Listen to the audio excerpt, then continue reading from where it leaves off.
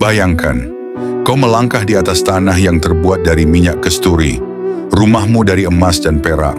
Sungai-sungai mengalir di bawahnya, bukan air biasa, tapi susu, madu, dan khamr yang tidak memabukkan. Udara wangi semerbak, tak ada rasa sakit, tak ada duka, hanya kenikmatan yang tak pernah habis. Ini bukan mimpi, ini adalah janji. Inilah surga, tempat yang Allah siapkan khusus untuk hamba-hambanya yang bertakwa. Dan tahukah kamu, surga bukan hanya satu. Ia bertingkat-tingkat, masing-masing dengan keindahan dan kemuliaan yang membuat hati bergetar. Mari, aku ajak kamu menyelami kisah tentang surga dan macam-macamnya. Surga, balasan terindah bagi orang yang beriman. Surga dalam bahasa Arab disebut Al-Jannah, berasal dari kata janana yang artinya tertutup atau tersembunyi, karena keindahannya yang belum pernah terlihat mata, terdengar telinga, atau terlintas dalam hati manusia. Dalam Al-Quran, Allah menyebut surga berulang kali sebagai janji pasti bagi orang-orang yang beriman, sabar, syaleh, dan bertakwa. Surga bukanlah tempat istirahat biasa, tapi tempat yang dirindukan oleh para nabi, para syuhada, dan orang-orang yang hatinya dipenuhi iman. Surga memiliki tingkatan-tingkatan, semakin tinggi derajat keimanan dan amal seseorang, semakin tinggi pula tempatnya di surga. Tingkatan-tingkatan surga-surga Firdaus, tingkatan tertinggi. Inilah surga paling tinggi dan paling mulia. Rasulullah bersabda, jika kalian meminta surga kepada Allah, mintalah surga Firdaus, karena itulah surga yang paling tinggi dan terbaik. Hadis riwayat Bukhari. Firdaus terbuat dari emas murni. Dari sanalah mengalir sungai-sungai surga. Penghuninya adalah orang-orang yang salatnya khusyuk, menjaga amanah, menjauhi perbuatan sia-sia, dan selalu menjaga kemaluan mereka dari zina. Surga Aden, tempat tinggal abadi.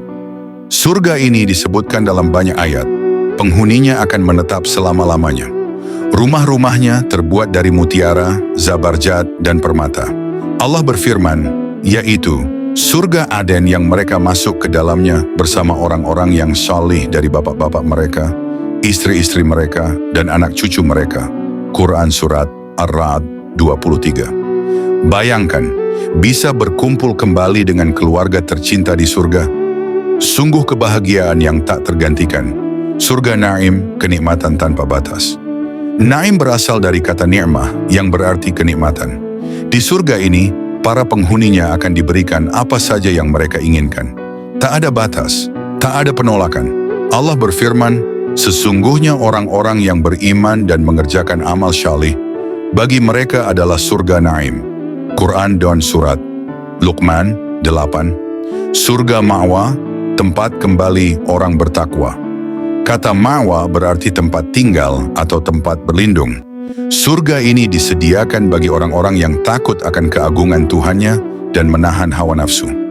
Adapun orang-orang yang takut kepada kebesaran Tuhannya dan menahan diri dari keinginan hawa nafsunya, maka sungguh surgalah tempat tinggalnya.